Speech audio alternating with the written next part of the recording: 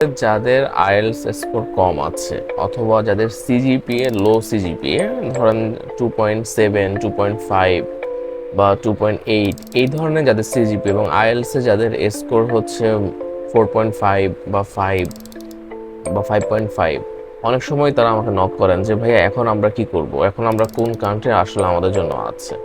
আপনাদের জন্য দুইটা কান্ট্রির কথা আমি সবসময় বলি, সেটা হচ্ছে একটা হচ্ছে নাম্বার 1 সাইপ্রাস, আর আরেকটা হচ্ছে মাল্টা। আপনারা সাইপ্রাস এবং মাল্টা দুইটা কান্ট্রিতেই যেতে পারবেন, তবে এই ক্ষেত্রে সাইপ্রাস এর ভিসা রেশিওটা হচ্ছে 100%, মাল্টার ভিসা রেশিও খুব ভালো।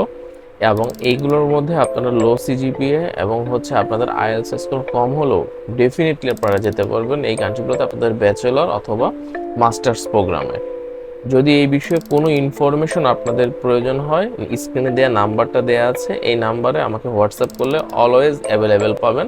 সো যে কোনো ধরনের প্রশ্ন যদি আপনাদের এসে থাকে যে সাইপ্রাস বা মাল্টা নিয়ে, কিভাবে আপনারা উচ্চশিক্ষার জন্য সাইপ্রাস এবং মাল্টাতে যেতে চান, তো সেক্ষেত্রে অবশ্যই আমার সাথে যোগাযোগ করতে পারেন। এবং আরেকটা কথা, এই দুটো কান্ট্রি অন্তত আপনার বিদেশ যাওয়ার স্বপ্নকে অনেকখানি পূরণ করে ফেলবে।